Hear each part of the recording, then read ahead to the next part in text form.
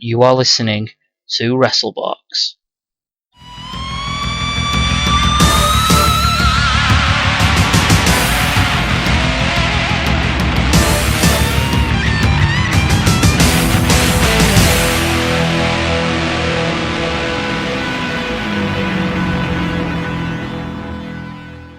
Right. Hi, you are listening to the Wrestlebox podcast. I am Paul, Hat Guy Flinders, and joining me at this time is Alan Morrison. Hello. And Darren. Hello. Hi, we're basically a new wrestling podcast, which we're not strictly going to talk just about wrestling. We'll just basically talk about anything that's on our mind. Usually it's wrestling, but you know, there's other bits and pieces. We're not completely wrestling obsessed, yeah. Can't speak for Darren, but anyway, guys, how you doing? Oh, I'm all right, mate. How are you? Yeah, I'm fine. Just, you know, I can't say looking forward to Wrestlemania, but well, I am, but for different reasons. Not the show. Mixed reviews.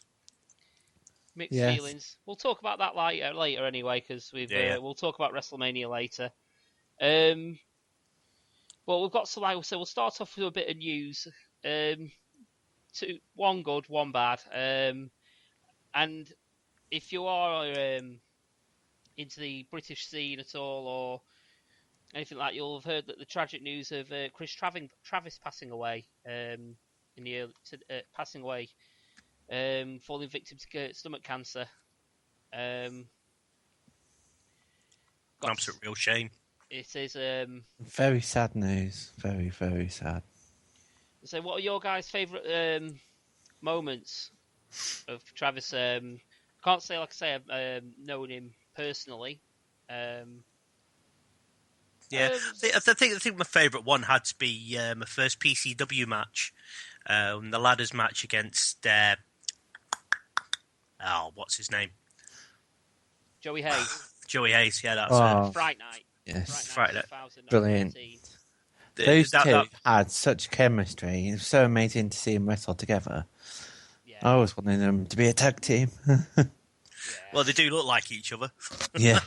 Funny enough, right? I'm looking at the Travis PCW DVD now, and I've just looked at it, and the actual pictures on front of it is Travis in his boxers, and one of them is actually Joey Hayes. Wow. So I wonder if that's just like in a special, like in joke to how alike they looked. More than likely. But yeah, it's an absolute shame. It is. For me, he's easily the greatest British wrestler that's never gone to WWE. Or to TNA or anywhere. Yeah. Yeah. If he was highly broadcasted. If he was absolutely healthy, I have absolutely no doubt whatsoever he'll be in NXT as we speak. Or at least had a tryout, at least. I think he would have won the boot camp. No disrespect to Andrews or anything, because he's really good as well. He is a talent. But I think he would have won Travis. It's just unfortunate. Unfortunate accident. Sad. Yes. Yeah, it's a shame. But yeah, definitely such an entertaining wrestler as well. Because I've got two kids as well, and they were massive fans of Kris Travis and Joey Hayes. Mm-hmm. Take them to the paid wrestling over in Morecambe, which is now Alpha Omega. Alpha Omega now, and first fight at the Winter Gardens, and he was fighting. God, who was he fighting? I think he was fighting Cyanide. And the kids absolutely love him. They've got pictures taken with him. It's brilliant, absolute fantastic guy. Good fun to talk to. Really down to earth. You can't complain. Just no negativity about him whatsoever. Even Shawn Michaels, the East London favourite, said the same thing. Says didn't know the guy properly. Says reading his Facebook status earlier, didn't know the guy properly, but it was always a pleasure to fight with. This seems to be the consensus across social media at the minute. Though I've not heard since I've been going to British wrestling, I've not really seen any bad words said against him, if I'm honest. And the fact, like you say, Alpha Omega Parade, what is more of a family-friendly product, we're more familiar with like Preston City Wrestling, Yes, which is more yes. catered. It's not strictly just for adults. It's more of a broader audience. But he is capable of appealing not only to kids, that fan base, but also he's capable of appealing to the adult fan base. Yeah, definitely. Yeah. He's always there for 20. In fact, he's just an all-round great entertainer. No matter what, even if he didn't go into wrestling, I'm sure you'll find something to do that will entertain. He just had that natural charisma. Yeah. No matter what he did. He said he was awful on the mic. I remember him coming out. I think it was a match. I think it was the Super Show weekend that was MVP was on for PCW. Yeah. And he came out the next night and he had a match with Mark Andrews, funny enough. And he said he got onto the mic and he said he don't normally do this sort of thing because he was rubbish. But I thought he actually was half decent. That's just confidence. He say he was fairly good at everything he did. At least that's what I thought, anyway. Yeah, brilliant. Going back to that match was insane, absolutely insane. For Mark Andrews to debut at PCW as well on that match, and for fighting against a well-seasoned wrestler for the roster, it was blinding. Non-stop action, non-stop fighting, some high-flying moves, even though, unfortunately, with PCW, it's held in a nightclub with a very, very, very, very low ceiling. So the usual chance of watch the lights comes up quite often, especially with them two. Oh, yes. Travis that night made him look like $1 million. He did make him $1 million. And he did that, whoever. He could have wrestled them up and made them up look like $1 million. While we're talking about Watch the Lights, my favourite match wasn't even at a Vogue. It was the first time I saw him at Too Good to Be True. It was where he was in the Money in the Bank 6-way match, and that was straight away when I was like, yes, that was the best. Agree. It was one of my easily in the top 5 matches I've ever seen. Yes. In any promotion, that Money in the Bank ladder match. At PCW, it was absolutely incredible. I think everyone always remembers their first wrestling match. For you two guys, that was your introduction to PCW, and to have that sort of a match, going buff. There you go. This is your intro into independent wrestling around the UK. You can't go wrong, really, can you? This is it. Well, there's it's guys like Travis that make me come back. I did originally come for what so-called import, which was Doug Williams, who's sort of an import, sort of not, if you get what I mean. But we came back. We keep coming back because of the British talent. Yeah. End of the day,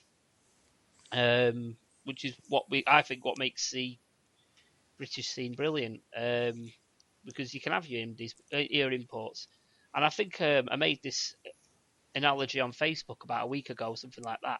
But it says, consider your imports in wrestling, the icing. Yeah. And consider the British talent that work the show will give you your solid matches every show as your actual cake. Now, if you take away the icing, you've still got a nice cake. Yeah. That's true. And it's guys like Travis that that made the British scene what it is today. You could easily go on and on about all the UK independent wrestlers and going how amazing they are, how great they are, and it can be a shame to have like your big American and Canadian and Japanese companies coming in, going overseeing them and going for certain types of wrestlers, but they're there day in, day out, right? They'll help set up the rings. They'll help set up academies for up and coming wrestlers. They're there. That's their life. Wrestling is their life 24/7. I can name with one hand quite easily my top 5 wrestlers, and all top 5 wrestlers will be from the UK. Yeah. Easily. Yeah. So what any more favourite memories of Kris Travis, Darren? Well, I mean, I've got so many of them. I mean, from seeing him against, on the DVDs and everything is Chris Masters matches. Oh, that Some of the feud matches was he's had amazing. with him was amazing. It just makes me think now.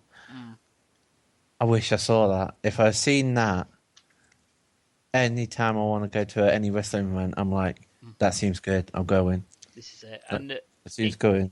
it's a shame. It's absolute tragedy he's gone, and I don't think British wrestling will be the same without him. No. There's a few tributes that are happening, as far as I'm aware. There's probably going to be more. There's been plenty of tweets from wrestlers such as Kevin Owens and Finn Balor. Yeah. Saying how good a guy he was to work with, and it's a shame that he's gone. Yeah. But it says, I know wrestling company down in Derby for Wrestlemania to turn it into a tribute show for Kris Travis. I'm sure Stephen Fludder, the CEO of PCW, he'll have something on the cards. Well, funny enough, you should say that. I was going to get into this a bit later, but now you've segued into it. They are asking on Facebook, there's a post on Facebook asking everybody to wear either a Travis shirt or something pink for the show in his honour. Yeah. Darren, that's your cue. You can get out that bathing suit you always like wearing. I wish. Tell you what, I always wear pink. Just can't see it, mate. Can't see it. Well, I think it's a nice touch. I just because it gives us a minute, and I hope there's at least like a minute applause or something like that for him, because he deserves at least that. Exactly. At least that. It's just going to be a very. It's going to be very somber. Yeah. I think. I don't know. I think it's going to be very somber, but at the same time, it's going to be a celebration. Exactly. Yeah. You're celebrating, which is what you would want. Yeah. So you're celebrating of a person's life, not a person's death. Exactly. End of the day, he came out to us when he was really, really ill to say thank you to everyone. Now, exactly. I've got friends who's suffered from cancer and they become reclusive very, very easily.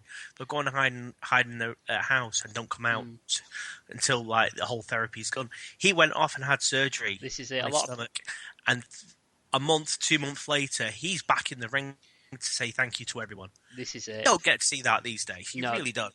I remember there was a post. I can't remember if it was a promo. Can't remember which. Joe Coffey. He said that he was obviously his gimmick is the Iron Man, and he said that Kris Travis is the real Iron Man of British wrestling, because not even cancer could keep him down.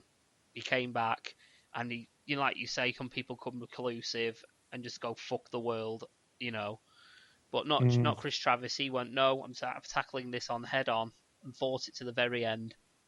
Yeah, exactly. And so yeah, he's going to be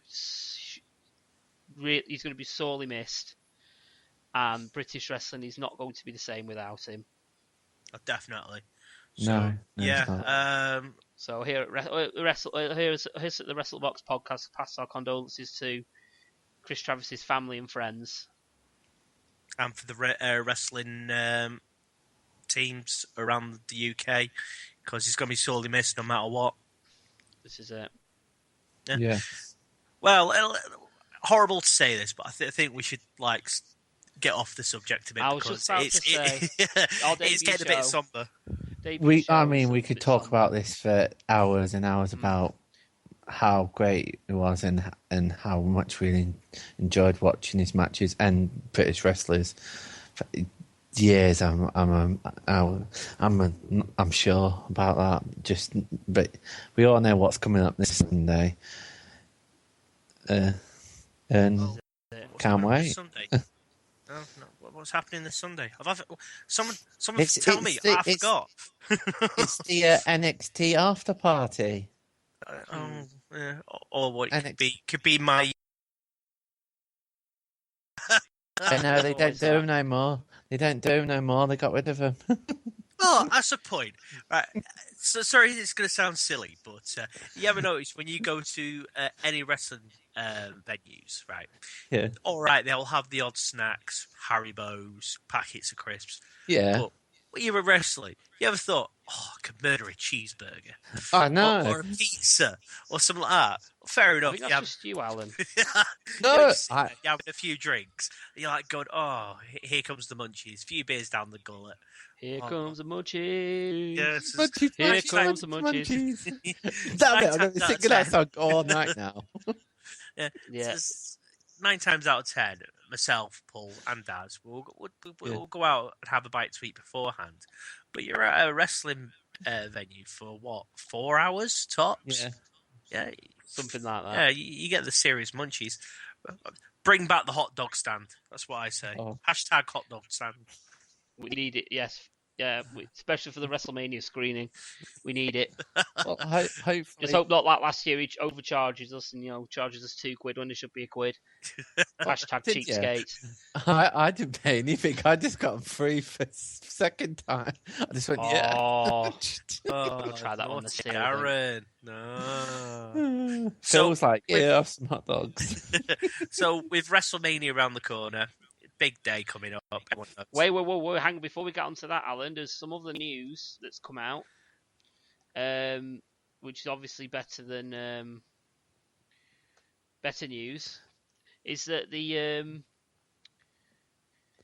first 7 entrants to the WWE Global Cruiserweight Series have been announced. Well, that's me out of the question. Well, you don't listen, do you, Alan? No, So no, you no, might no, be pleased to hear some of these I'm names. intrigued with the, yeah. It says the guys found out beforehand, folks, and they said, "Oh, keep it shut, don't tell Alan," because he'll apparently wet himself. You might squeal just a little bit. Baby pig. So Turn down your volume. So, yeah, if you may. Right, well, the first 7 entrants are Zack Sabre Jr., Johnny Gargano, Tommaso Ciampa, Rich Swann, Noam Dar, Ho-Ho Lund, and Akira Tozawa. What are your thoughts on that, guys? Noam Dar. Yes. Third best thing to ever come out of Scotland. First one being Grado, second one being a can of Iron Brew. Can't Hey, believe number 4, I please. love Grado. Please say number 4, deep fried Mars bars. Deep Mars fried bar Mars and batter. bars. You know what? I've never tried them out, a deep fried Mars bar. Oh, not lived. You've not lived. Literally, you haven't. I may Yeah, have to. I may have to source one. Noam Dar. Noam Dar's awesome. It's about Dear time God. he got on It's been a year too late for him to get on WWE TV. That's how good he is, and he's only like 22, 23 tops. Yeah, for such a young, athletic wrestler, it's unbelievable what he's done in the past. What, say, 5 years? 5-6 years now he's been at it? This is it. Do you know what the scary thing is? He can go at this level for another 20 years. Oh, easily. He's just got the persona of a proper... How would I put it? I'll tell you what, in fact, the best way of placing it, AJ Styles coming into WWE. Yeah, AJ Styles coming into WWE. Everyone knew who he was. He was on the independent scene for ages. Right? He walked in there like he owned the place. He really did. I'm not a massive AJ Styles fan for obvious reasons. We'll talk about that later. Later episodes. But if Noam Dar does what he did, and with the confidence he has, he'll be like, "Boff, there you go, first debut, and you're on WrestleMania that following year, easily." I reckon. Bold prediction. It's a good prediction. It really is a good prediction. But as it says, he's got such a fan base in the UK. That even over in Canada as well. Because ROH and PCW. Yeah, definitely. And Yeah, for sure. Off screen, he possibly has to be one of the nicest blokes off screen because he is unbelievable. He'll put when he's doing like tours around the UK, going to different venues. He'll put up people to come up to Scotland for the ICW. Shah Samuels, strangely enough, is one of his closest mates. I only found this out a couple of months back, and funny enough, they should say that because I remember we were coming out of the last PCW show. It was Global Conflict. If you remember this, Darren was walking home, and who was in front of us looking for a bar or a cash machine, one or the other. Shah Samuels and Noam Dar and Lionheart. Yeah. If you want to follow someone on Instagram or Twitter, follow Noam Dar and Shah Samuels and Grado. Those three together are the most funniest things you'll ever see. Some of the videos, some of the pictures, it's fantastic. And as it says, he's got that persona, and by God, can he wrestle? All right. Yeah, he can wrestle. Like Noam Dar's another one of these guys that can make a mop look $1 million. Yeah, you know, and he could actually make Roman Reigns look good. I was just saying, TNA missed a big chance with him. Fair enough, Mark Andrews. Fuck, they missed him. Mark Andrews got there, right? Yeah. All but say he's a cracking wrestler as well, but Noam Dar is something, and he's going to be big, right? Yeah, he's going to be a huge star in the future. The thing is, he's got time. And if he definitely. Time. And if he even goes anywhere near League of Legends, I will League of Nations. Sorry, I will cry because no one deserves that. But yeah, a few other wrestlers on that list are amazing. Got a few good well-known Japanese fighters on there. Well, we know Tozawa from PCW. He wrestled an absolute belter of a match against El Ligero, which is on YouTube. Yeah, definitely. Yeah. It's a massive match, that. He's one of those entertaining wrestlers as well. His determination in a match, he's so focused. Right, whereas you get some wrestlers go in and like, all right, I'll do this, yeah, I'll do that. 6 minutes, yeah, done. All right, he's 100% on his game, same as Noam Dar. He will go in there, he will wrestle, he'll come out smiling, even if he's lost or won. Says he's just one of those guys. He's just a good worker. Yeah, he'll he's the hardest working. I think he's the hardest, one of the most hardest working wrestlers in wrestling. Full stop. Definitely. 5 days a week he's at shows at least, maybe 4. He's got at least 4 shows this week. Well, El Guerrero, I think, holds the title for how many shows can I fit into a weekend. Yeah. El Guerrero, if you want to know if a wrestling show is good, you get El Ligero on there, because El Ligero is like immense. But then again, when I saw him on TNA Bootcamp, he didn't come over as good. I just think he was amazing up live. He's one of the best. I still remember. It's the only part where his gimmick hurts him because he can't speak. Yeah. Well, that's it. And British-born wrestler with a Mexican style lucha libre. What more can you do, really? But the best ever thing El Ligero did was full bromance with Madman Manson. # bring back Madman Manson. I knew we'd get this in. I had to. I knew we'd get this in. Come on. Madman Manson, Manson has to be... Oh, I love him. Can't wrestle for shit, but who cares? It's Madman Manson. When we saw him do the comedy tour that he did at PCW at Road to Glory, he was talking everything about everyone, and it was so funny because everyone was just laughing their heads off at some of the stuff he was doing. He said, if I told you that more of it he would never get booked again. He would get followed everywhere because they want him back, and they're just like, no. He is the most wittiest and entertaining wrestler ever. But we're veering off the subject here. Yes. Right. Go on then, predictions out of this. I can't really predict anything at the minute because we don't know who the other guys are. This is just really like a an update on who's in the tournament. But the only thing I reckon I could say is that they've got a couple of matches at Progress as qualifiers for this. Yeah. And I can guarantee you now, Zack Sabre Jr. versus Noam Dar is going to be one of them. That is... Yes. That's like asking who's going to win a fight out of... Batman and Superman.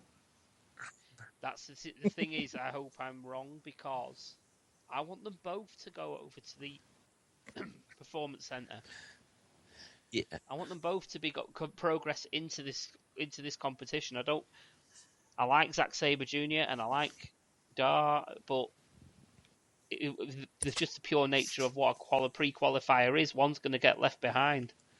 That's it. You can't have two amazingly good wrestlers. In fact, I won't say good. I mean, outstandingly great. This is it. The one thing I will say though is, at least if Noam Dar doesn't go over, he's got time because he, like I say, because of his age. So, in a way, it's his saving grace.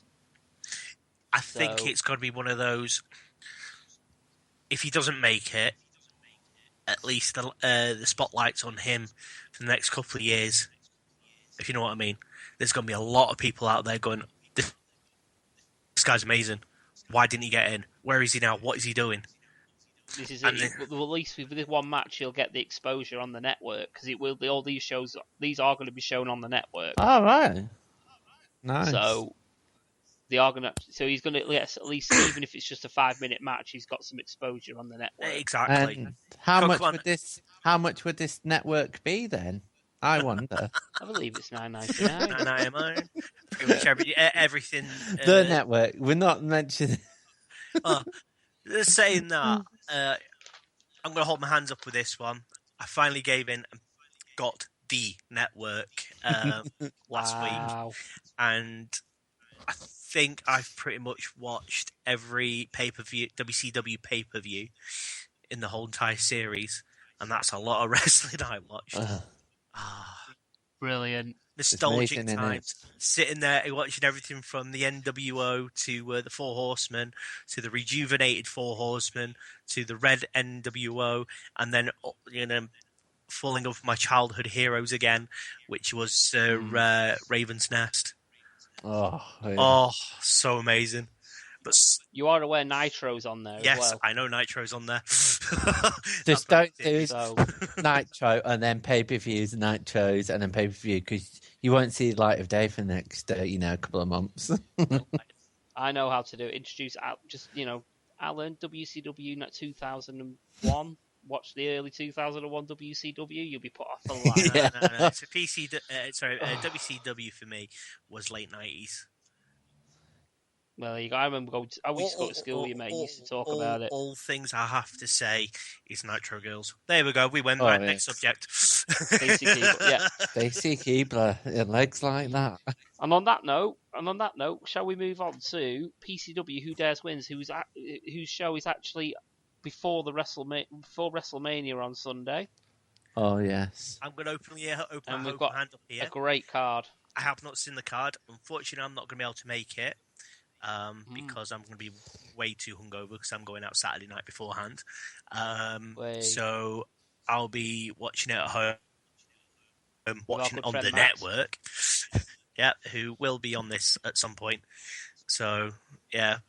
He will be. Hello, Matt. Hello, Matt. I love you. I'm getting seriously worried about you two. Oh, full bromance. Indeed, three-way bromance. You're not invited. I thought it was me and Phil that had the bromance. That's your own little bromance. Anywho, shall we get into the card? And Alan, seeing as you don't know the card, I want your thoughts on it and who you think's going to win. All right, go for it. First, obviously, tonight it's the traditional 6-man. All right. The winner gets the number 30 slot. The person who gets pinned starts at number 1. For the Rumble later in the match. Go for it. Later in the card, sorry. It's one of the Knight brothers. Is it Zach or Roy? I think one of them's injured. Well, no one's better now. Didn't he do his leg? Yes, But I think he did it again. If you don't know the Hooligans, then you know that they did it after a night out, after a few drinks. So Yeah. It was. It's fine. He can hop into the ring. he did. It was a younger one. He did. He hopped into the ring, but he didn't perform. MVP. He ended up. Yeah. Oh, I pulled a groin injury. Yeah, and get on with it. But anyway, it's one of the Knight brothers. I think it's. I'm assuming it's Zack Knight. I'm going to say Zack Knight. Probably wrong. Versus T-Bone. Versus Mr. Anderson. Versus Rampage Brown. Versus Martin Kirby. Versus El Ligero. I'm going to go against this, especially because I know Paul's feelings about this. Alan, you've not been to PCW for a while, have you, mate? I'm going to say Martin Kirby. Oh, go on then. Martin Kirby, one of these wrestlers that everyone hated, and for some reason the past 2, maybe 3 years, he's just come back. I won't go so far as say hate, just indifferent. His match when he's joined with Joe Hayes, they've just been fun and great. Yeah, come on, who doesn't love shouting that, or everyone but Joey? Martin Kirby's got him in PCW anyway. Oh yeah, definitely. He's got such a good following. Yeah, he's been absolutely stellar this past year. Absolutely stellar. He's still got the Money in the Bank briefcase. Yes, he has. I'm sure you'll pick so that for that. Well, he hasn't. Joey has. Well. Was his best thing about Martin Kirby is when he came dressed as Hitman in. Oh yeah, that was fantastic. Did you not see Kane? Yeah, came dressed as Kane? That was the night I came in a dress. Yes, and then this year. That does sound wrong. This year he came as the Silver Surfer. Yeah, unfortunately, I was the cross-dressing witch wasn't here. It wasn't as good as the year before, though. The Silver Surfer, I think it was because it was too dark and that it didn't look as good, but it still looked good. He looked like the Grace. Yeah. Not enough sparkly bits. Yeah, but you're going to Kirby then. I'm saying Kirby on this one. Just so you know, by the way, because you have not been for a while, the Team Single are now face. I know, good guys. Well, they're not good guys. Hang on a minute. What happened to the days of them siding with Bubblegum? Bubblegum still turned face as well. Well, what happened was... Hang on a minute. You cannot say that. Bubblegum turning face. Yeah. That's like saying he's turning to Manchester United. If you don't know who Bubblegum is, not that Bubblegum's far. from Manchester, and he's a massive City fan. And he always plays a really, really, really good, I wouldn't say bad, but more like a scally. And he plays it really well. Yeah, full-on chav, yeah. Full-on chav, yeah, and he's fantastic. The way he plays on it is brilliant. But him turning face, I'm not sure on this. I don't think I'd like that. Try it and see. That's all I'm going to say. He was actually really good. I was unsure, but he was good. Bad times.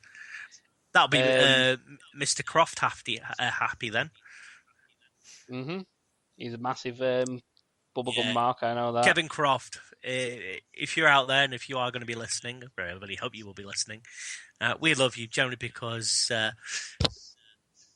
I'm sure if Bubblegum allows it, you'll be his bitch. Rephrase that, you'll be his bitch for the rest of the life.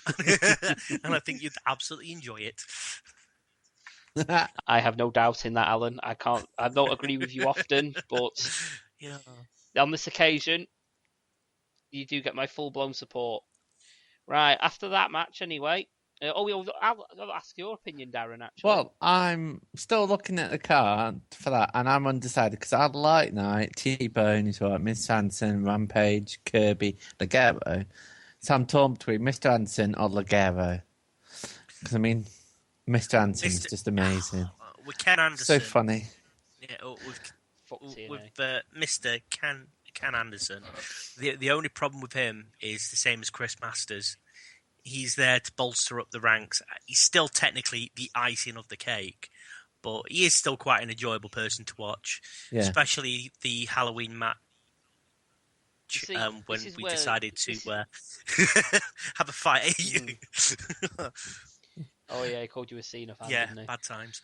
And I just went, can't see me. The thing about Mr. Anderson now is he's there that often. Do you call him an import or do you call him a roster member?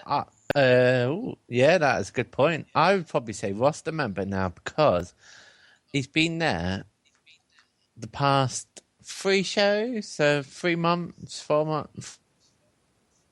3 shows there, and every time I hear about it, he's there. It's the same, on and off. But same as Chris Masters. It's the same with. It was the same with Masters and Uha. Yeah. Do you call them imports or do you call them? If you're unsure who Our Nation is, on the amazing NXT show that's happening on the network, it's Apollo Crews. Possibly the most lovable guy in the world. He's, amazing guy. Amazing guy. So, I'm going to have... One of the most approachable, friendly wrestlers you'll ever meet. And he's one of these people. Anyway, sorry, Darren, what was you saying? I'm talking that I'm going to go for Mr. Anderson, I think, when he gets 30 spot in the Rumble. Or, possibly, we get the co-GM come out and give himself the 30 spot in the Rumble after he was denied it last year and made to wrestle in bubble wrap. Oh. I've got him. It's just someone drop kicking him and bouncing him off the turnbuckles. Oh, that was amazing. Right. Okay. Next match. Next match is Jade versus Martina. Jade. From the Doll's House from TNA. If you don't know. TNA. I've never heard of them. Yeah. Never heard of them. I know. Sorry. Yeah. That's going in my wank bank. We're now not PG. Nice. We're not PG in this show, mate. Anything goes. Right. What's next? Yeah, next match is EC3's replacement. If this match goes ahead, because if it's been EC3 got pulled because TNA had prior commitments. TNA and commitments. Is that a real thing? What it is, it was a press conference for another wrestler. He just had to sit there. Oh, that's stupid. Basically, and it was because it was their commitments to Pop TV, I think, or Pop. Yeah, exactly.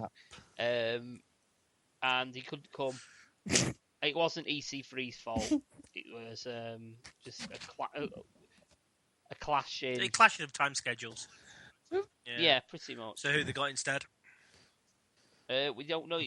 Apparently he's got somebody, but he's not going to announce it until the show. I'm really hoping Dudley Boys turn up. Oh, hang on, no, they can't. They're at WrestleMania. I'm really hoping it's someone that's been let go by TNA recently, but I'm hoping it be Charlie Garrett and Ashton Smith turn up as interracial love, because the tag team was so great. Well, Garrett's already in the match. Garrett would have been facing EC3. So hopefully they can be a tag team, and it be the 2 people from Team Canada that have left TNA recently. We'll see. I mean, someone that's very young but also very rude. Maybe. No way to talk about bubblegum. Hey! Hey. Speaking of which, the next match is Cedric Alexander versus Bubblegum. See, I really want to say Bubblegum, generally because I love him. But Cedric Alexander, he's one. He'll be working as a shithouse heel, though, Cedric Alexander, and I like heel Alexander. And he's one of these, it's like Marmite, either you like it or you hate it. Yeah. See, face Bubblegum, I'm going to give a bit more of a chance, but I've liked what I've seen so far. I can't. That's just wrong for me on so many levels. I think because I've seen him over the past 4 years as, well, a chav. A heel. And yeah, I can't think I can get him out of the head of that. But hey-ho. Well, we'll see. Like I say, we'll know better anyway on Sunday. I'm going to give it a chance. I'm going to say Bubblegum. Because he's got some momentum at the minute. We'll say Bubblegum. I'm going to say Bubblegum too, mainly because, come on, he's such an amazing wrestler. Everything I've seen him in, he just excelled. I mean, I remember seeing him in the match versus Austin Aries, and I didn't think anyone could get better than Austin Aries in... Keep up with Austin Aries. Yes. Because remember, Yes, Austin Aries is one of these wrestlers that knows how to use the ring. He knows how to use the ring to his advantage. He knows how to play around the wrestler. Whereas Bubblegum's fast. You got to remember that. Yeah, he's only cruiserweight, right? And he's the only wrestler I know that could pull off a 619, apart from Rey Mysterio. Perfect. Funny enough, that was disagree. actually his finisher. He's been starting using that again. The 619. Yeah, it's his face finisher. But I'm going to slightly disagree. I'm going to say Bubblegum is just as good as Austin Aries. He's just not as big a name. Yeah. But he's just as good. He could do everything. He could do everything Austin Aries. Oh, yeah, easily. But he'd only need a little bit of promo work, and it'd be right bang, slap bang. I highly recommend to the listeners to go and find out Bubblegum's history. I think there's a couple of YouTube videos when he first started, and have a look at him now, and the change is unbelievable. Gone from a weedy little emo teeny bopper to what he is now, and it's astounding. His physique is amazing. And also to make aware, he gets banned from Facebook quite a lot for all those nude photos. Well, they're not nude, but in speech marks. Yeah, nude photos. It's so funny. It's someone with a complex, actually. No, he's such a nice guy. So it'll be someone like me and Alan who's not got a six pack. They've got a fucking barrel, and they're a little bit jealous. Yes, but I'm gonna have to say I know who it is as well. It's gonna be our favourite bastard. Dave Mastiff. It has to be. Funny enough, it was all these bands were happening when they were feuding. Yeah. Funny enough, that is the next match on the card as well. Mastiff versus Eddie Kingston. What's that's going to be the next match on their feud? Is it going to be Mastiff versus Bubblegum? I'm going to get my picture banned first. On the pole match. Laptop on a pole match with a profile picture of Bubblegum and all. So Mastiff versus Kingston? Yes. Yes, that's the next one. Yeah, actually, funny enough, nice segue. Yeah, Mastiff into Eddie Kingston versus Eddie Kingston. See, I like Mastiff. That's going to be an absolute brawl. Mastiff's one. If you don't know who Dave Mastiff is, he's huge. I'm a big guy. I weigh approximately about 18 stone. Dave Mastiff must weigh about 25 stone, but he's 22 stone. He's billed as. But he's got the speed of a cruiserweight. Yeah. He's the only guy I know who can do a cannonball and make the ring move. Oh, you've not seen Kevin Owens / Kevin Steen do it. I don't care. Dave Mastiff can make this. Dave Mastiff, I agree with you, Alan. He's possibly the funniest thing ever to come out of Birmingham. Really is. He's amazing. You wouldn't. He's really. I found it quite approachable as well. He's very humble. Very humble. He'll make a perfect rugby player. I'll tell you that now. He wouldn't be able to tackle him. Would just run straight exactly. through you. He's that small, fast. But by God, he's big. But Kingston, one again, he's a high flyer. He likes his kicks. Yeah. I'm not too sure. Sorry. I'm not quite familiar with Eddie Kingston's work, if I'm brutally honest with you, so I can't really comment. Yeah. If you ever get a chance to watch, once again, look up YouTube. Quite a lot of good fights run there, and Eddie Kingston's one of these guys that, he likes to kick. He likes to kick lots. He's got the legs for it, but I'm gonna have to say Mastiff on this one. I would say that as well because he's still as much as he's I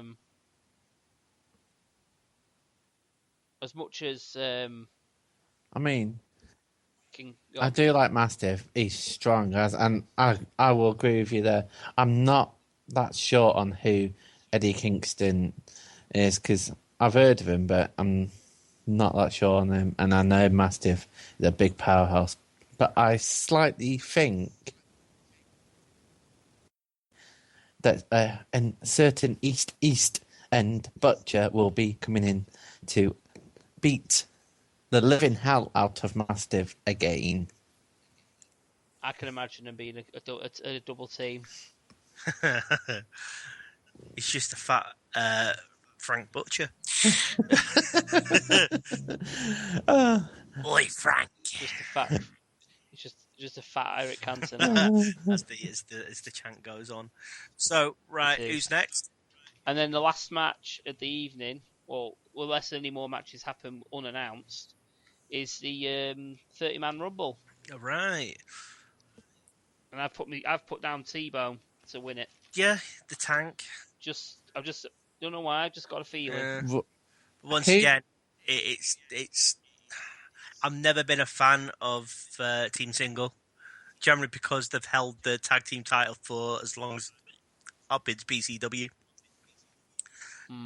The thing is, with that, now they've turned face, it has a different dynamic to it, because when they were heels, obviously they were facing face tag teams 9 times out of 10. Now they can bring in heel tag teams. Oh, definitely. Such as the New Nation and tag teams like that. So it's the most entertaining. I would have said Bubblegum, but because he's turned face, it's hard to say because I've not seen him in action. And generally, if he was playing heel still, it would have been him because he's a sneaky little bugger. Yeah. Because he really is. I'm sure he'll end up doing something stupid and winning it. But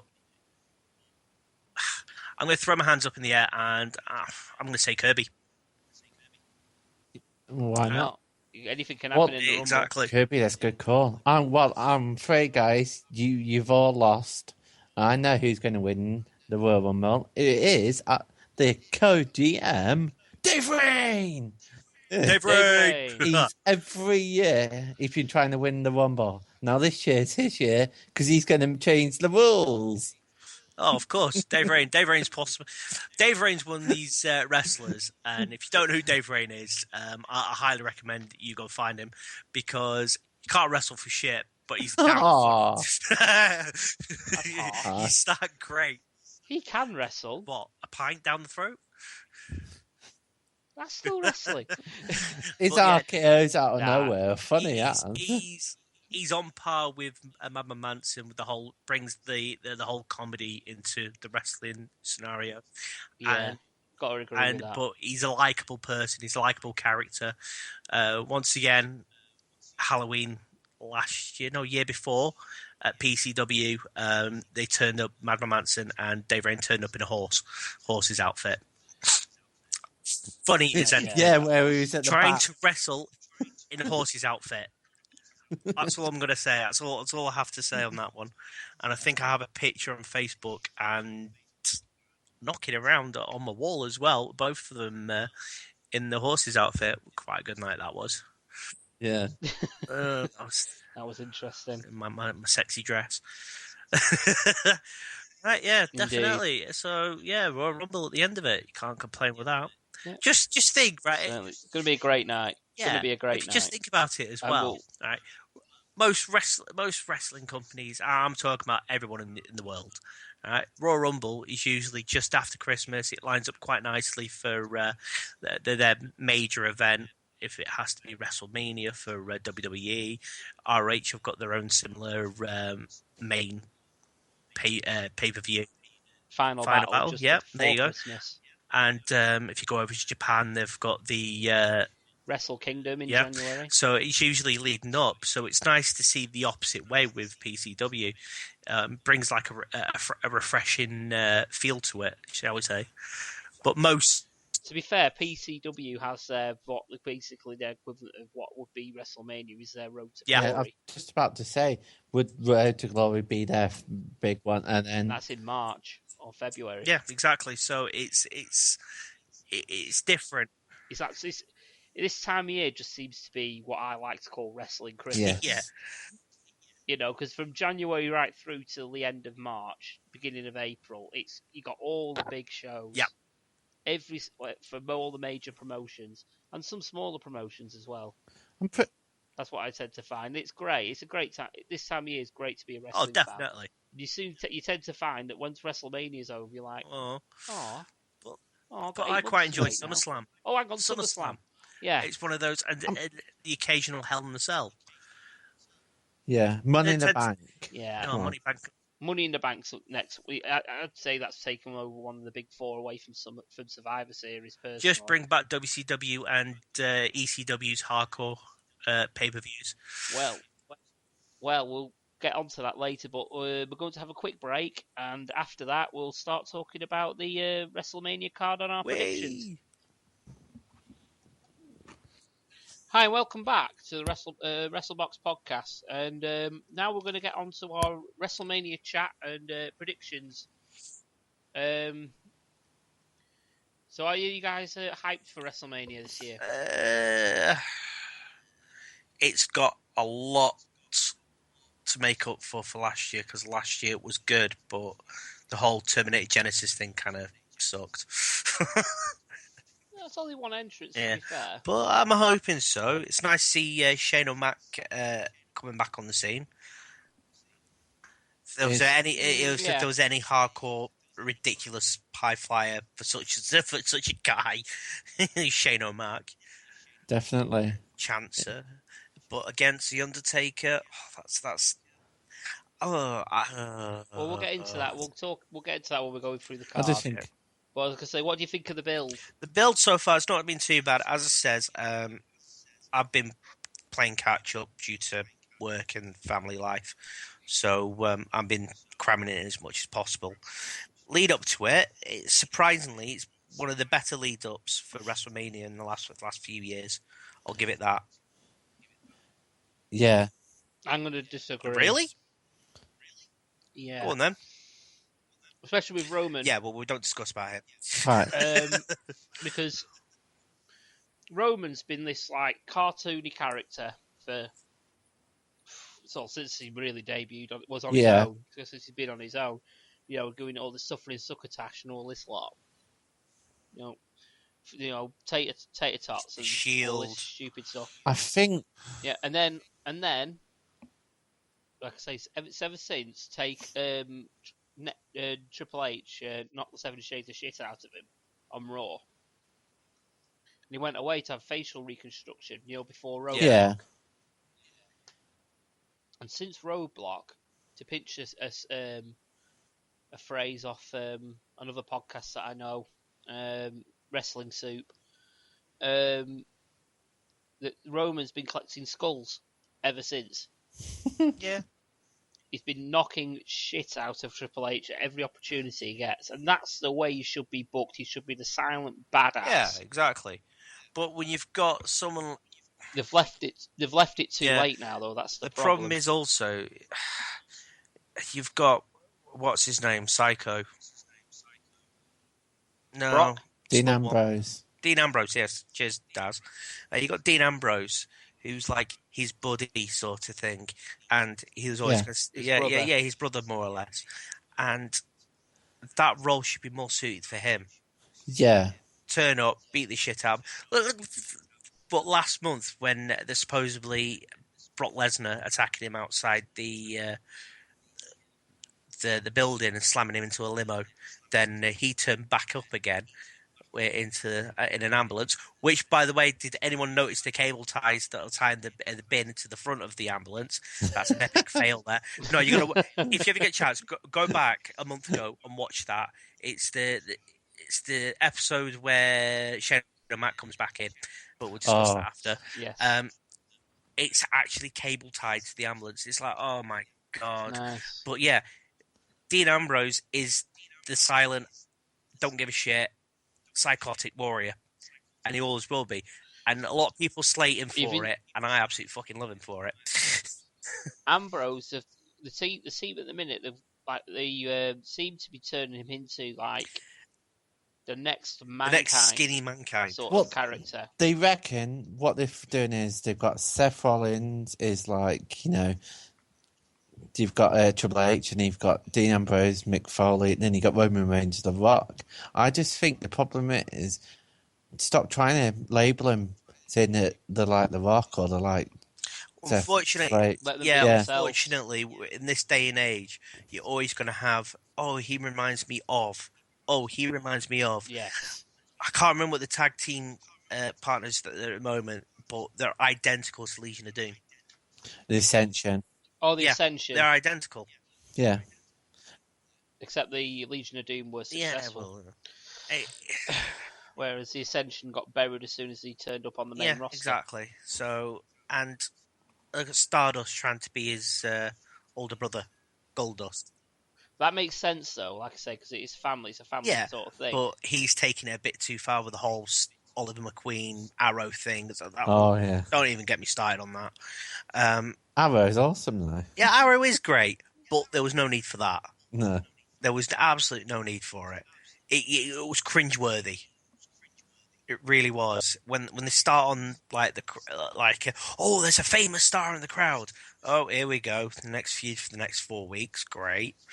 Very predictable. But Goldust is Goldust. He cannot match his brother's sense of, I don't know, funny, bizarreness and funniness. It's fucking nice. Yeah. I love Goldust. The cake incident, I thought that was brilliant. Absolutely love it. Truth is money. I've just thrown it out there. Truth is money. I love our Truth. I mean, it's just pure gold. I know the WWE just seems that they throw him shit and he then comes out and gives them cake. To be honest, I know we're going back onto it. I know you want to talk about it later. The whole Shane O'Mac coming back into it to take over the company because apparently they're doing shit. I genuinely think they've gone, fuck, what we're going to do. We're losing customers here. We're losing money. We've got wrestlers who just basically hanging up the boots and going, fuck it, I'm going on the indie route here. See you later. Barrett. Yeah. And they've gone, who can we get in? Oh, we've got the Dudley Boys in. Right, yeah. Who else can we get in? Oh, Shane O'Mac, let's get him in. Oh, look, Ric Flair keeps turning up every now and again. They're going back towards, they're backtracking to the Attitude Era because that's when they made the money. That's when they made this. Ric Flair makes sense. Well, yeah, because of his daughter. Because of his daughter. I personally don't think she should be with him. No, because that's branded. But it does make sense. She's always going to have that brand of you're Ric Flair's daughter. She's hiding in his shadow, and she should be able to go out fighting. Then everyone makes a connection. Oh shit, that's Ric Flair's brothers. It's like the brothers, Rikishi's. Usos. Right? I didn't realise the Rikishi's sons until it was a couple months, about 4 or 5 months ago. I went, oh, right, okay, yeah. But they don't have the same traits as their dad, which was good. To be fair, they're a completely different style of wrestlers, so you could be forgiven. Exactly. So, whereas she has the same mentality, the same, I don't know, what's the word called? Persona. She has the same persona. She does have the same aura and sort of ring presence as Ric Flair. Yeah, she fights dirty. She lives the high life. She's able to turn heel, turn face. A snap of a finger. That's Ric Flair. Yeah, but can I talk to this right now while we're talking about this? Talking about Charlotte and everyone. I'm personally looking forward more to the Divas title match than I am the WWE titles match. Does that mean the Divas Revolution has worked, or do you think it hasn't worked? No. Do you know why? Why? The reason is their Divas Revolution is swapping one Bella for another Bella. Yeah, I'll agree on that one. The problem with the whole Divas is they've once again, what I said before, they look back at the Attitude Era and go, right, what do we need? We need actual women wrestlers that can actually wrestle. Well, this is getting to that now. People have noticed that. And I think, the WWE have noticed, and they're actually decommissioning the Divas belt the night after Thank WrestleMania. fuck for that. And they're bringing in a new belt, which is the Women's Championship. Yeah. They're bringing the Women's Championship back. Yeah, that's good. And what we should do is bring back couple hours ago we had a massive argument over Facebook about the Hardy Boys. Unfortunately, Paul doesn't rate them very much, and No. because my teenage years pretty much was the Hardy Boys. Each tag team always seemed to have a woman attached. So the Hardy Boys had Lita, D-Generation X had Chyna, so on and so on. And the Dudley Boys had Spike. And briefly, Stacey Keebler. Ooh, Spike. And they tied into the actual main storyline of how things were going to go. Here, it just seems like at the moment it's just here's WWE and there's the Divas. They don't seem to be part. Yeah, the only person they're not hiring. Well, they more so now because they're hiring to get they're sucking in talent at the minute. Yeah. Says the only female wrestler that seems to be making a name for herself is Steph McMahon. Generally because she's Steph. And everyone goes, "Oh, she doesn't wrestle." Says, "I've seen videos of her training, and I tell you what, I would be petrified to get in the ring with her still." If your name's not until recently, if your name wasn't Bella, at the end of it, they weren't interested. Unless you're Paige. But then again, Paige has not been on telly. Yeah, she's on the pre-card. She's on the kickoff show with the Total Divas versus Bad and Blonde, which is it. going to be not good. Last year she was in AJ Lee and I tell you who needs pre-show piss break. I tell you who needs to go into WWE and sort shit out. It's Viper. Oh, She's not got. Bless her though, she's a great wrestler, but she's not got the look there. Don't care. She's over in Japan at the moment, and they're falling in love with her over there. They really have. Well, they do that type of. They do. They don't, in Japan, the look is not as important. Well, look at what's her name? April. Yeah. She was massive over in Japan. She's now got a cult following, and you don't see that much with women wrestlers. No. They need to bring back the more horrible to say because I'm a massive fan of April, and I think she's absolutely brilliant. Nice girl outside and inside the ring. But they need to bring back the more aggressive, here's my attitude, I'm going to own you in WWE. And bring back like mixed wrestling matches as well. Instead of being like, oh, there's the ladies, there's the men. Occasionally we have a bit of a scuff, but that's about it. And done. Instead of going in, you got Lita going absolute head over heels on a ladders match. They won't do that. They won't do that because they're not aimed at that. Well, back in the Attitude Era, yes, they would have done. But they're trying to be too PT. Yeah, it's not going to work. In a PG era, so that's what they need to do. But they're trying to get out of that. That's why the Dudley Boys are back. They're trying to. Yeah, but they wouldn't. I don't think they would go that far, mate. Oh, I wish they would. Well, I really would. John Cena. Oh. The thing is, though, they've got all sorts of different endorsements, like with like Make a Dream and Susan G. Komen. Make a Dream's actually quite entertaining. I do have to admit, they're stupid, but they're rather entertaining. Is it Make a Dream? I can't remember what it's called now. Make a Dream Foundation. Yeah, it is, Make a Wish. Make a Wish, sorry. Make a Wish, not Make a Dream. Hang on. Make a Wish. With that, the only problem with it, and with all the kids, they want John Cena. Because John Cena is literally aimed at them. You're not going to turn around, there's a dying child sat there, or on goes the Lantern. The Wyatt family. He has done them, though, hasn't he? I mean, there's a photo a couple of days ago, the Wyatt family opened up the New York Stock Exchange. That was free. And Bray Wyatt says... Have you not seen the video on Facebook of a fan actually doing the spider walk in front of Bray Wyatt, and Bray Wyatt just like clapping his hands and giving a thumbs up to it? I've just watched it before, it's amazing. No. Yeah, I'm going to have to admit, I love the Wyatt family, but they need to go somewhere with them. They're stuck in limbo at the moment. One of the few things I'm going to agree with you, Alan. If I'm honest, I they need to do. Don't something see with him on the Wrestlemania card though at the moment, so I don't know if they're going to be. Well, Bray's injured. Bray's done his arm in. Ooh, Bray's injured. Yeah. So it's the wrestling wrecked or entertainment. It's just. I'd say the Wyatt family. Keep going back to it, but more suited for the Attitude Era.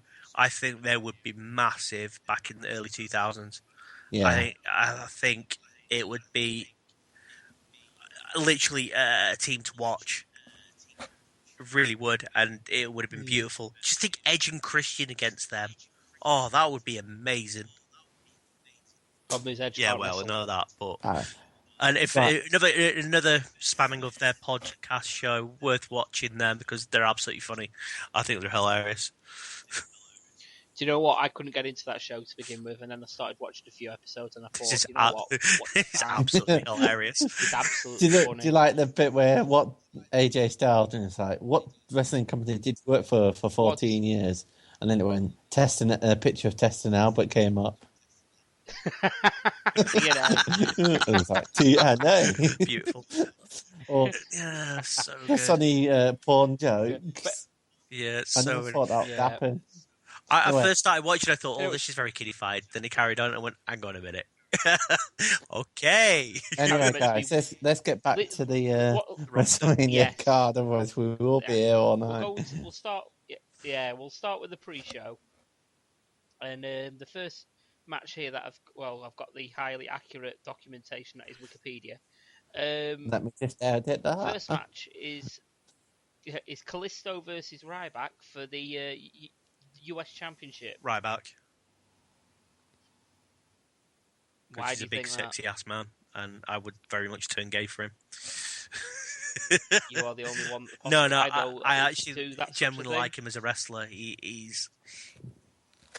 reminds me of days gone by where he's technical, but as well he's got the brute force. Yeah. See, I'm not a fan. I was a fan to begin with. I thought, this guy's new. He's got something. It's sort of like going like a Terminator gimmick sort of thing, and then he's got. You couldn't hurt him. Yeah, then it got to the feed me more gimmick and whatever. It just wasn't for me. Kalisto, I mean, is this one of these matches where nobody wins? No, nobody cares. Do you know what I mean? It was an afterthought. Wins, I reckon. I don't know. I think it was just something for Ryback to do.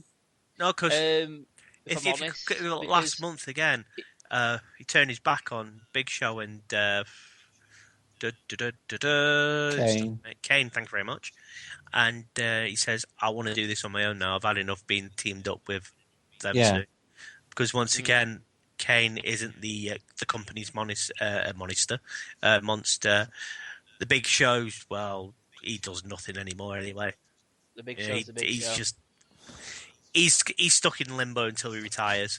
Both of them are stuck in limbo because they've been in the business that long that they've done everything pretty much, and it's harder for them to do stuff. As I said before the whole podcast, this is the whole tag team thing's coming back in. It's just, if the Undertaker does retire, it sucks, but it would be nice to see the brothers one more time just going at it. Yeah. Yeah, maybe. Just one more, just one season, then retire after.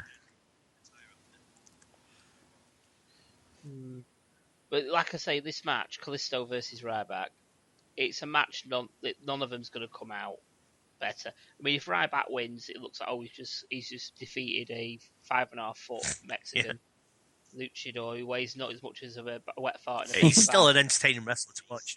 There's no way Ryback can look good in this, because if he wins, he's beaten a guy smaller than him. If he loses, he's lost smaller than him.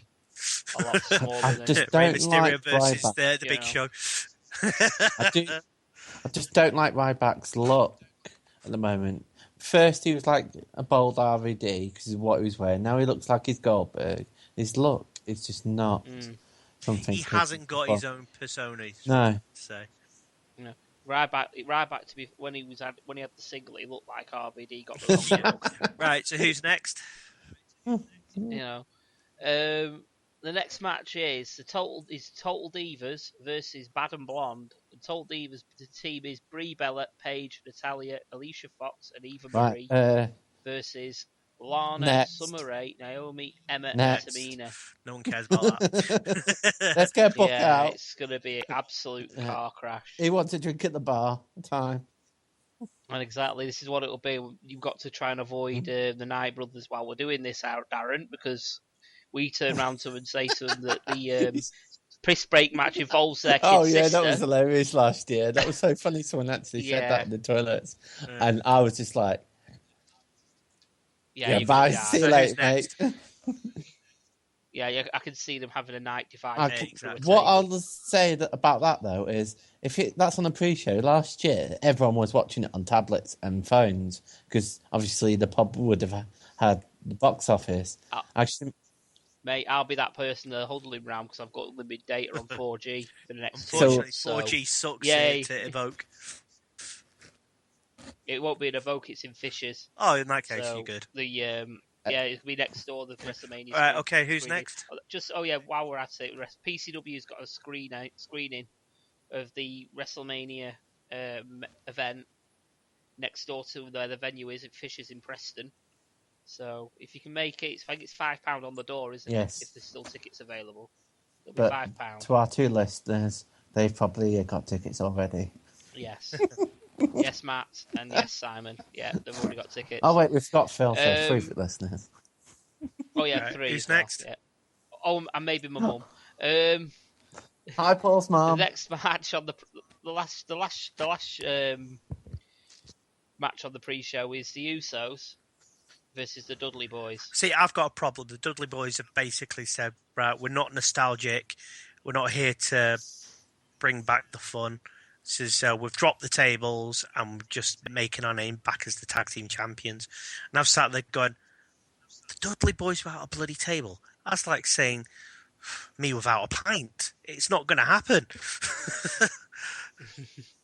I was going to say you without a burger, but hey ho, like me without my hat. For me, this match, it's all. I think the Usos are going to put the Dudley Boys over, and the main reason being is the Dudley Boys are a hell of a lot more mainstream at the minute, doing the authorities' dirty work. Yeah, and I think this match is just purely there to make look we're the Dudley Boys. You don't mess with us. Yeah, basically we're showing what a tag team is supposed to do, and you guys are just little noobs. Sort of thing. And not only that, it's on the pre-show, and technically anything on the pre-show didn't happen. It's like almost as bad as a dark match. Yeah. You know what I mean? So I think I'm going to have to go for the Usos for the win. But I do remember seeing a quote or tweet somewhere. When Bubba returned, they was asked what team they wanted to face, if they could face a team, and they said the Usos. They said they always wanted to face them. So, well, maybe to put them over there. If that's what they're possibly doing, they might get booked to put them over. We'll see anyway, because I'd say that could be 50-50 then, that match. Exactly. I think they're trying to bring back tag teams as tag teams should be, because it's just not really. Well, Usos are great that they are. They're quite an entertaining. Their entrance is brilliant. I freaking love their entrance, and they're the only. They've toned it down now, they've definitely toned it down. They don't do the war dance. No, they do anymore, the war dance, they? but it's not all the time. But they still do it. Yeah, not all the time. They used to do it all the time. Now, but now it's really they're the only, bar from the Dudley Boys, the only tag teams that actually work. You know, there's 2 of them, and that's it. What about the New Day, which we're going to get into now? Because it's a New Day versus the League of Nations. Yeah, but see, the New Day are entertaining. They're one of these groups that shouldn't be around, but they are, and I like it. The New Day are fucking amazing. Everything they are the best done thing is in just WWE at this made moment. them classic. Brilliant. They've just basically, how they've come about is mind blowing. It's like going, all right, fair enough. They're having fun. That's what they're here to do. They're the fun side of WWE. We don't care. We're going to do daft stuff. Look at us. We've got a trombone. We're just going to muck around with this, and we're just going to do daft stuff. Wear some silly bright clothing because we can, and stupid boots. But they are entertaining. They're an entertaining group, and that signature move with the repeat tag into the corner, and they just kick, tag, kick, tag, kick, tag. I think that's brilliant. But as I says, they're not a tag team; they're a trio. Yeah, they're using the fabulous Freebird rule, aren't they? Yeah, exactly. And that's only going to... It's a novelty at the moment, but novelty is going to wear out. Whereas the Dudley Boys, you got the Hardy Boys, which are the Hardy Boys. You had Edge and Christian, so forth and so forth. They were Legion of Doom. They were a tag team. Yeah. There were two of them. Not 3, not 4, not 8, not the 4 horsemen sort of thing, but, they just carried on. They were a proper tag team, and it just seems to lack it at WWE at the moment. Mm-hmm. So what about this match then? The New Day versus the League of Snores. Oh, New Day. I got to say, I don't think the New Day are going to retain. Actually, I don't think it's... Is it a tag team title match? I'm pretty sure it's not. Oh, it's not only... Oh, yeah, it's it's just generally them two going at each other. Which is bad. But the thing is, the question is, are you a believer? They're not singing. Justin Bieber's not going to be a... Believer, not a believer. Oh, I thought it's a bad mic. Yeah. Okay, fine. So, who are you putting down for the win? I'm going to say New Day. New Day. What about you, Darren? Yep. New Day. So I'm going to go the opposite way. I'm going to say the League of Nations, just because I've just got a feeling that they're going to go over, and it's going to lead on to the fact that it's going to have all right, we've got a victory over the League of New Day. Where's our tag shot? Yeah. So I think we're going to get a title shot at Extreme Rules. I see if the League of Nations do what they need to do, they should quite happily start collecting titles. Because they've got... I'm scared that may happen. I don't want it to happen, but at the minute they've got no real momentum. But I've got a sneaky suspicion. But they're getting forced down our throat, that's the problem. And everyone's going to go, oh, come on, just stop it now, please. Just get over and done with. But we'll see what happens. We'll see. Hopefully, we'll see. But it's New Day. It'll be a great match either way, just because it's a New Day. And can you imagine, like I say, the New Day performing on the greatest stage of them all? It could be absolutely amazing. Yeah, well, we'll not think of that nightmare. Anyway, the next match, that we're going to look at is the Andre the Giant Battle Royale. Oh, right. The 20-man over the top. And at this moment in time, not everybody has been announced for it. Go on. But the only person I could see winning this is Braun Strowman. Yes, because they're pushing him somewhat chronic at the minute. Well, to be honest, I remember talking with you about Braun Strowman, and before Shane and Matt came back, and he was talking about he was going to face Undertaker, weren't he? Because he wanted to ping him up. But then he was like, no. Yeah, there was talk of him facing Undertaker, wasn't there? But to be honest with you, I think he would have been too green. Yeah. Next year, maybe. Never. But at the minute, he's green as goose shit. That may be possibly where the Wyatt family come in then. So they may come back. Well, yeah, the Wyatt family would have to carry the match for him there. He'd have to do, obviously, all the heavy lifting eventually, but he'd be carrying them. Bray Wyatt in the background. There's not really much to say about the Memorial Battle Royal. The only build we've had for the match is that on the kickoff show, or It isn't. It's on the actual main card. It was on the pre-show, but it's been moved. So it's been bumped up then. It's been moved on to. It's been bumped up. Yeah. He's thinking them. So, normally these matches seem to get bumped down, but it's been actually moved on because I remember back in the day, it used to be a battle royale for all the talent that didn't get on the card. Here's a thought then. If we don't know who's going on, do you think anyone from NXT is going to be in it? Possibly. I have a sneaky feeling that Cass and Enzo. Well, but they win it. They come down. I think Cass and Enzo are going to be in it. Yeah. I've just got a feeling. But I've just got a feeling like, say, Braun Strowman's going to win it just so we can push him. That's the way I can see it. Makes sense. Yeah. And the next match, going to the next match is my favourite wrestler in the world, AJ Styles. AJ Styles. This is Chris Jericho. Y2 Jackass. Well, I like both of them actually as wrestlers. As wrestlers, I think they're two of the best in the world. Chris as Jericho, wrestlers. I just hold less disdain towards Chris Jericho than I do AJ Styles.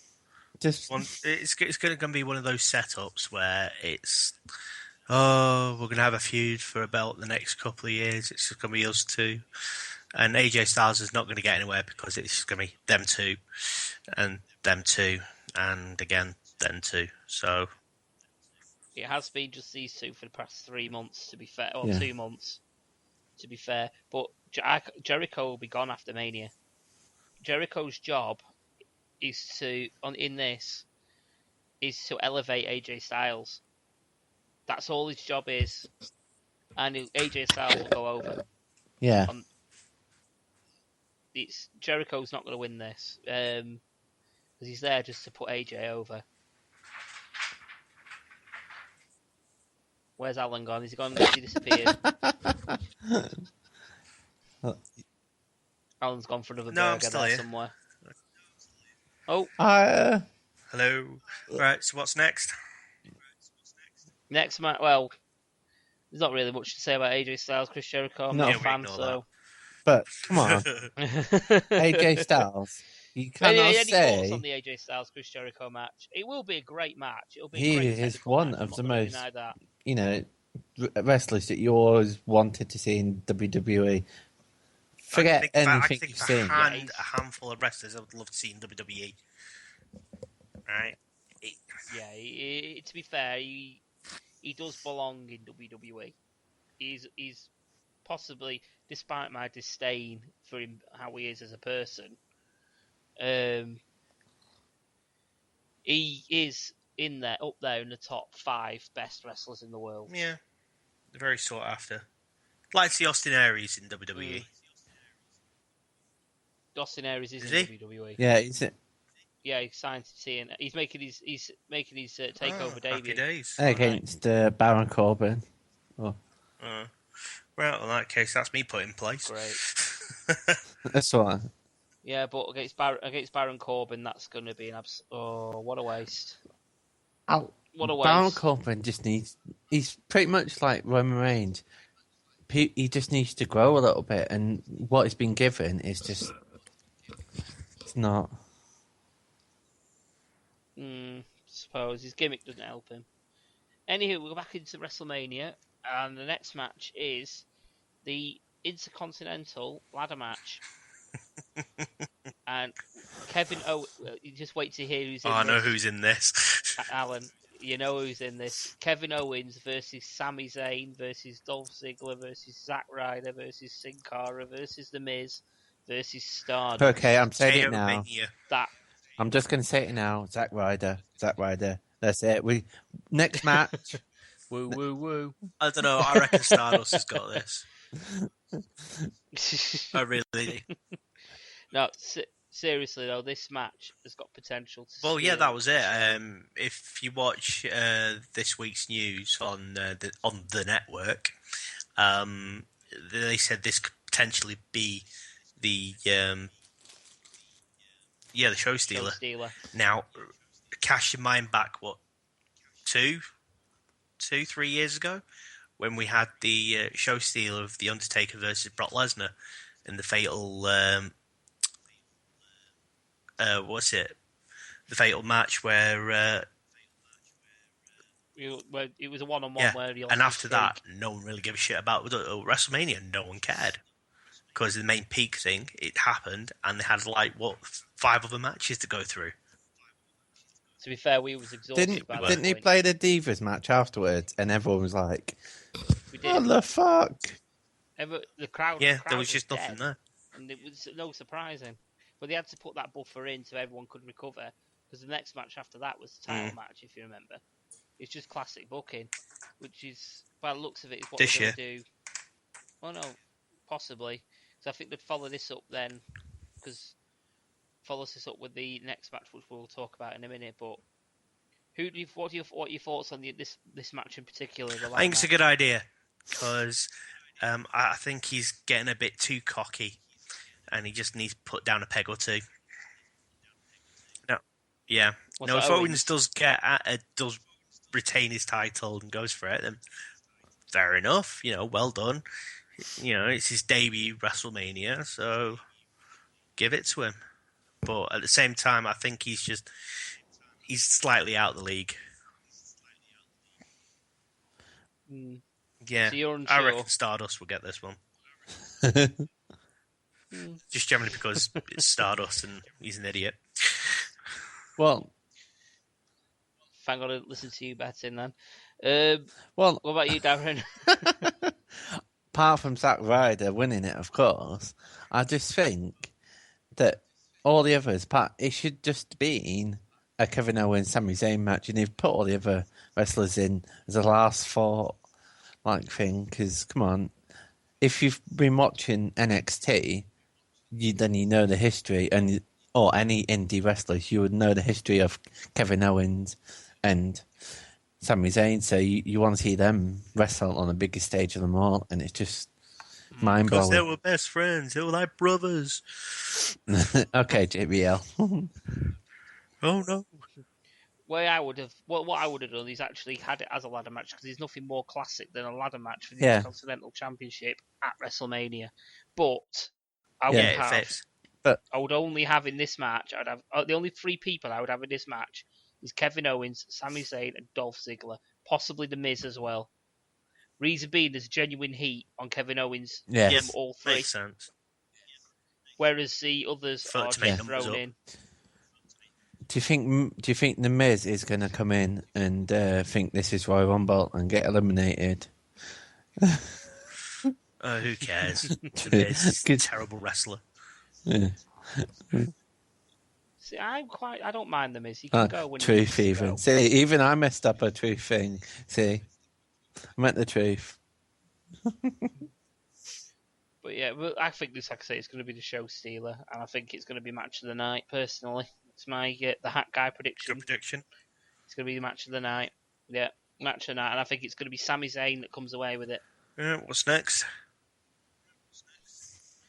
The next match is the women's DVD. Well, it will soon to be women's championship, but it'll be WWE Divas Championship for WrestleMania. Still, it will be Charlotte with Ric Flair versus Becky Lynch and Sasha Banks.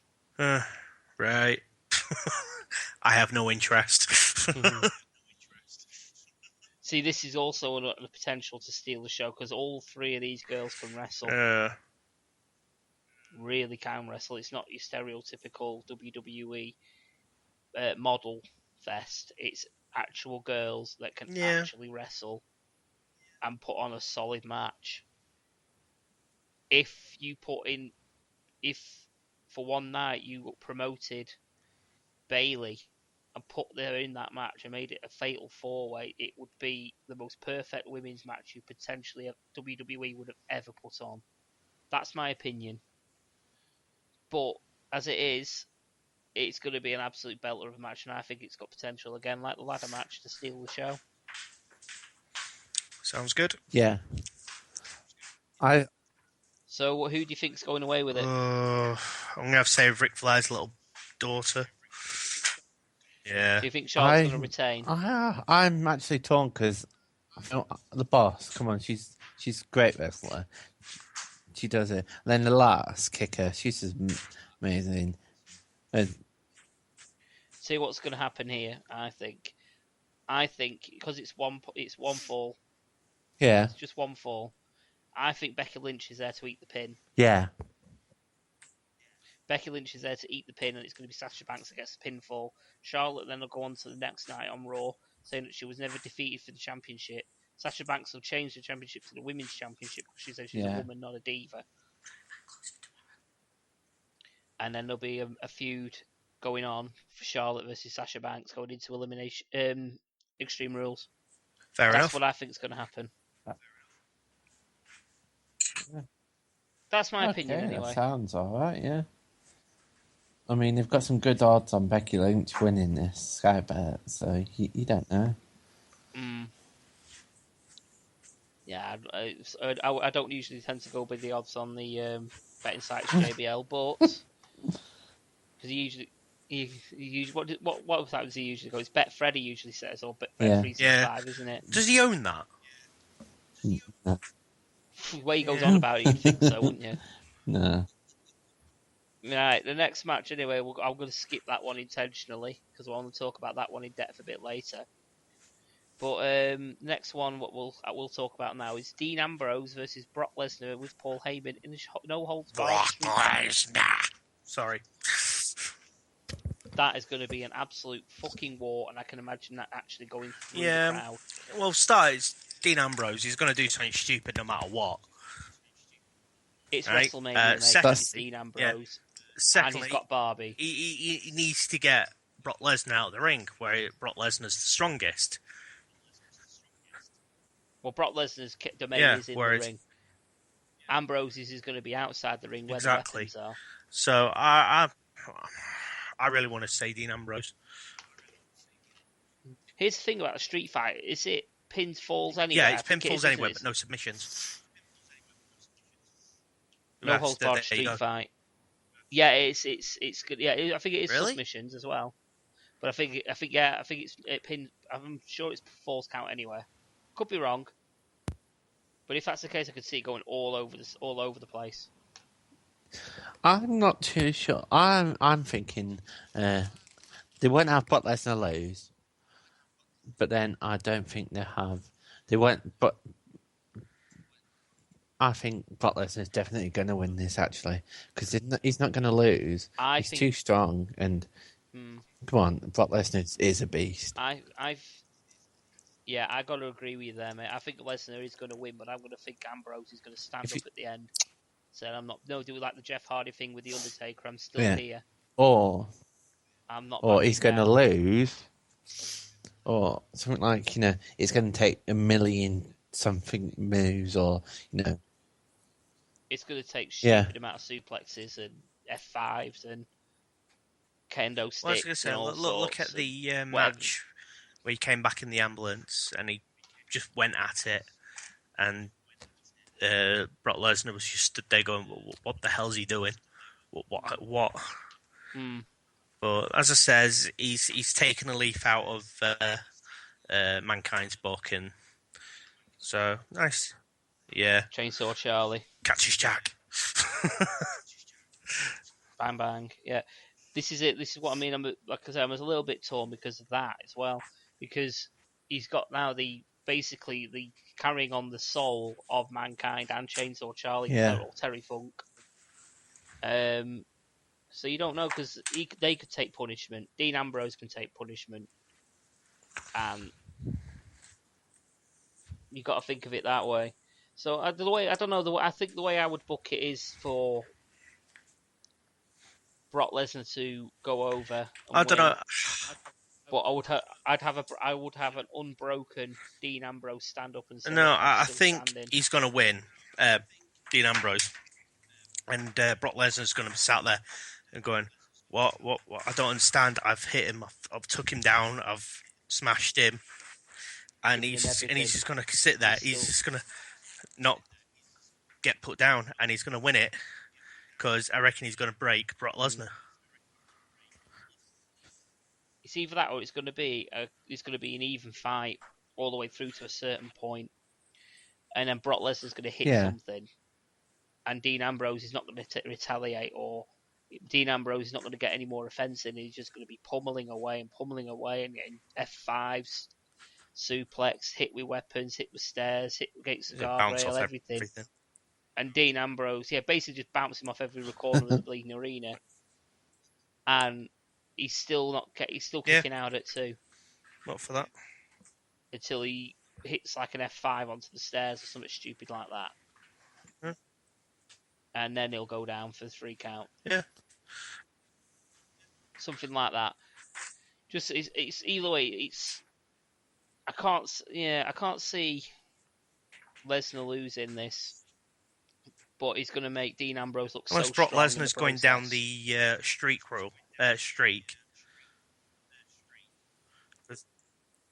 Well, that wouldn't happen because he's already lost at WrestleMania. But he's always start again. Start again. Yeah. Yeah, exactly. Right, are we all in agreement on that one then? Yeah. Or right, we'll go on to the next match then. What we're going to talk about is the WWE World Heavyweight Championship match between Triple H and Roman Reigns. Thoughts, lads? Is this actually a match, or is this just put there because it's Triple H? To me, it just seems like Triple H. It just seems like WWE creative cream dream, and it's not going to benefit anybody. This match. This is what I'm thinking though, is because I'm not sure whether they're just going. There's going to be someone turning up, or they've got to have something. It's something else has got to be involved. Is it the main event, or is Shane and Undertaker the main event? I don't know. The World Championship is always the main event. Yeah, but so. It was always rostered as the main event. But because of how WrestleMania's what's what I'm looking for evolved over the past 10 years, you can't really define it being a main event. Yeah, it's the way it's been booked though. Is the reason why is it the main event or not? Because you can have the WWE champion. And that's going to be a constant. There's always going to be a WWE champion, whether it's Triple H or Roman Reigns. It's the result of the Shane McMahon Undertaker match, which is potentially more important because if Shane wins, he's got Raw. Which brings us on to that. But you know what I mean? I'm going to say if Reigns wins, then Triple H makes Undertaker win for some reason, and if Triple H loses, Roman Reigns loses, he goes full on heel, destroys the Undertaker, and helps Shane McMahon Monday Night Raw. We'll go on to that match now anyway. Yeah, Shane McMahon versus the Undertaker in Hell in a Cell. If Shane wins, he'll get control of Raw, and if Shane wins, he gets control of Raw, and it will be the Undertaker's last WrestleMania. I've got a sneaking suspicion Shane's going to win this, right? And Undertaker, and he's going to go. Undertaker says, "Hang on a minute, I'm in charge of Raw. I want you back." Well, Shane McMahon can't. I don't think he would have. He's only got he's like the GM of Raw. He wouldn't have the authority to do that because Vince McMahon is still COO. Yeah. And Triple H is still up there, so he wouldn't be able to do that. But the reason I think Shane's going to win is I've heard there's going to be a brand split again, potentially, because they've got that much talent. There might be a brand split again, which means somebody's going to get control of SmackDown. Or, here's another thing. With Shane McMahon back, they might bring back the WCW title, like thing again. Because if they've got 2 shows, they're going to need 2 belts. Just oversaturated the title thing. If they're going to bring that back, then they're bringing, the women's title back. That's like 4 titles. It just feels a bit. Maybe they could have the women's title on Raw then, and the Diva title on SmackDown, WWE title on Raw, and such forth. That could work actually. Well, here's another thing that could potentially. Here's another idea that I've got. Just realise then, Who's going into the Hall of Fame this year? Sting. Just a question for you guys. Sting. If Shane gets control of Raw, what if they got rid of the SmackDown show and turned it into WCW Thunder or Nitro? No, it wouldn't Turned happen. it into Nitro, and your GM would be Sting. Just a spitball. I'm just thinking how awesome of an idea that would be. I think WCW. It's the same as ECW tried to come back. They tried to come back. Well, you could call it WWE Nitro, WWE Nitro, rather than just bringing back the Nitro name of it. You know what I mean? Yeah, I don't know. To be honest, recently there's been an influx of old WCW wrestlers appearing. So I can see where Paul's logic's on this one, but at the same time, I don't want him to do it because it would just ruin the name. Well, the problem is SmackDown's already had its name ruined. It's already known as the B Show, the show that nobody watches. That's true. So it wouldn't hurt at this juncture. Well, think about the show was named after The Rock. The Rock's barely there anymore. So there's not real much value to the SmackDown name anymore, in my opinion. So if you were going to do that, and Shane McMahon got hold of Raw, they could actually do that. You could just turn it to a hardcore event and let Mick Foley take over it, because he just seems to be appearing in everything recently. Wow. Yeah, he is everywhere. Speaking of Mick Foley, you sent me a attachment just before. Yeah. What Mick Foley just posted not that long ago on Facebook regarding Kris Travis. I saw it. I'll read it out. I said, gone too far at just 32 after a valiant fight with stomach cancer. But the UK superstar leaves behind a legacy of hard work, great matches, and friends around the world who respected and loved him. And I can't disagree with that. Cannot disagree with that. And there's like international stars all over the world, you know, pouring their love for Kris Travis. Yeah. And like I say, Mick Foley's just one. Yeah. Of many. Right. So what are your thoughts on the Hell in a Cell while we're at it? What are your guys' thoughts on it, and Shane. who do you think's going to win? I was split apart this because I'm a massive Taker fan, but at the same time, they need something new. They need something different, and I think Shane's going to bring it. I'm undecided. I've got to agree because there's no point. I don't know whether. Yeah, there's no point of him just turning up for a couple of months, go, hey, look, I'm still alive, and go again. Yeah. This is it. WWE seriously needs a shake, and if Shane winning this match, going over, would give WWE that shake. It would be a huge shock, and the whole structure of the show would change. And just like a click of a finger, oh yeah, definitely, he'll start pulling up people. Like Neville, well, not Neville now because he's unfortunately broke his ankle. But people that you could bring, it's the cue to bring people up from NXT. Look at Samoa Joe, Finn Balor, even Apollo Crews to an extent. I think he may need a little bit longer in NXT, but eventually Apollo sounds Crews. good to me. Here's the problem now. If you bring people up from NXT, where are they going to go from the, where's NXT gone? That's the same that SmackDown had. SmackDown was brilliant, and then he lost people. It's also the signal to get rid of some Deadwood, though. It's the signal to get rid of Deadwood as well as people like Fandango. Now, he turns up, he dances, and he buggers off again. Exactly. Wade Barrett's on his way out. Get rid of him. Jack Swagger. It's just, no. People like that. Just, I'm not saying, they shouldn't come up, and they should.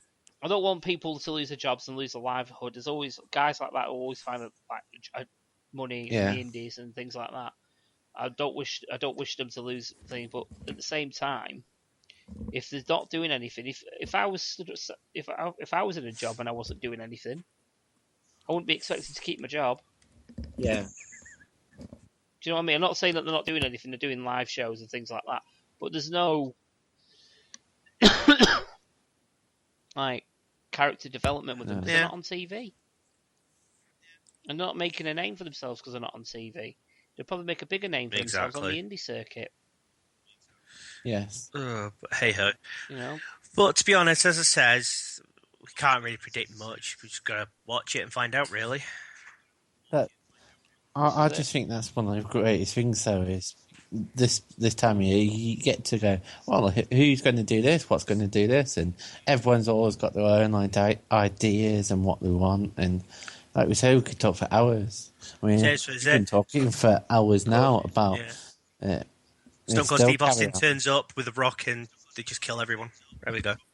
The Rock's going to be there. They got Shawn Michaels apparently going to be there. You got everyone there. So yeah, Sting's going to be there. I reckon.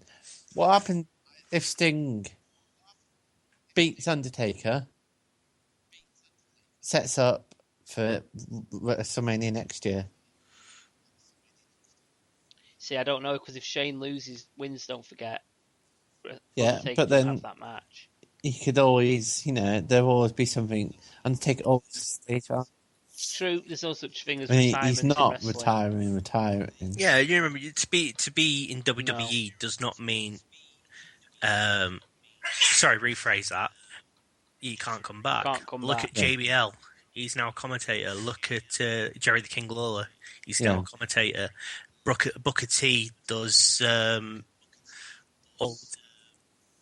We went to TNA and then came back and went to be a commentator, and then he's on the panels now, isn't he? Pre-show panels. He's lovely Renee. Like just because you leave, just because you leave the company doesn't mean there's not a way back. Ric Flair, bloody hell, he's been in and out more win, times than anyone.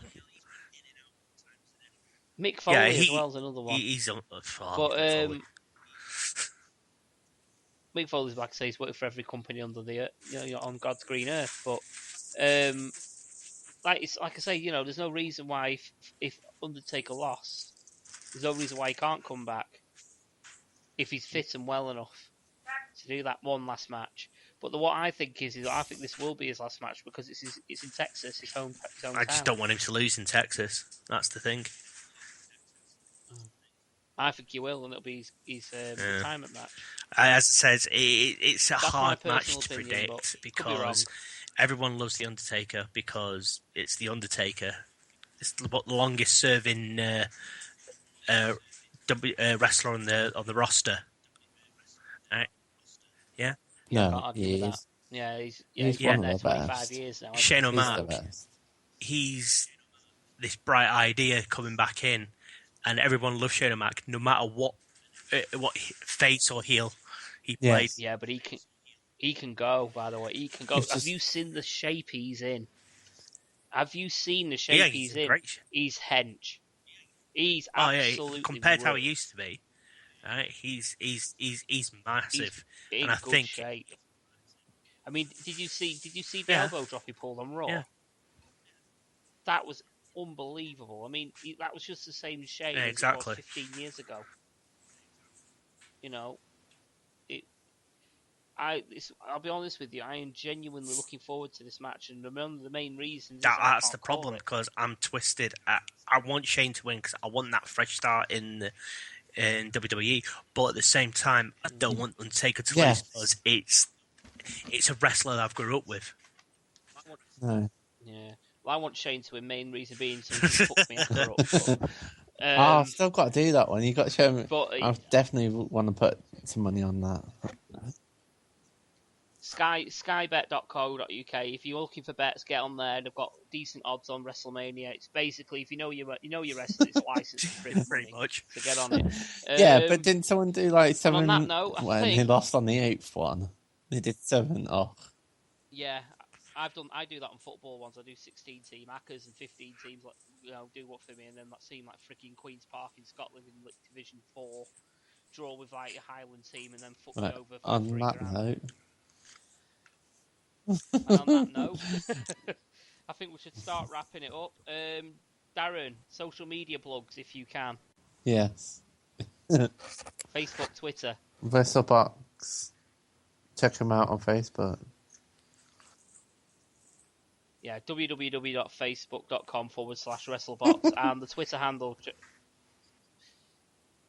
Darren, you know the Twitter handle. You're the social media guy. Am I? Well, no wonder crap. Yes, you are. It's been a while since we've done any Wrestlebox I'm sure stuff, so as this is fired up and everything, I'm sure between all of us we'll get it fired up again, and the random questions will be asked as always, and silly moment of the week and all that. Yeah, we'll get some more stuff in on this. This is just a rush together thing, just to get going, see how it goes. Yeah. More of a pilot tester thing. I was going to say, if you've got any issues with what we've said, or you want to talk about it, just fire us up on the Wrestlebox groups, Facebook, Twitter, Instagram if we've got one. Yeah, we'd love some feedback off you guys. Let us know what you liked, what you didn't like, what you'd like in the show, what you wouldn't like in the show. Yeah. Got a few ideas what we're going to implement when we've got a few more people on. And remember, people, hashtag bring back Mad Manson. Hashtag I don't care. Love you too, Daz. And on that note, I think we're going to wrap it up. I've been Hat Guy Paul Flinders. This has been Alan and Darren. I've been here, I think. And we'll see you next time, hopefully. Catch you later. And we'll see you next time. We'll see you next time, hopefully, on the next Wrestlebox podcast. Bye. Thank you.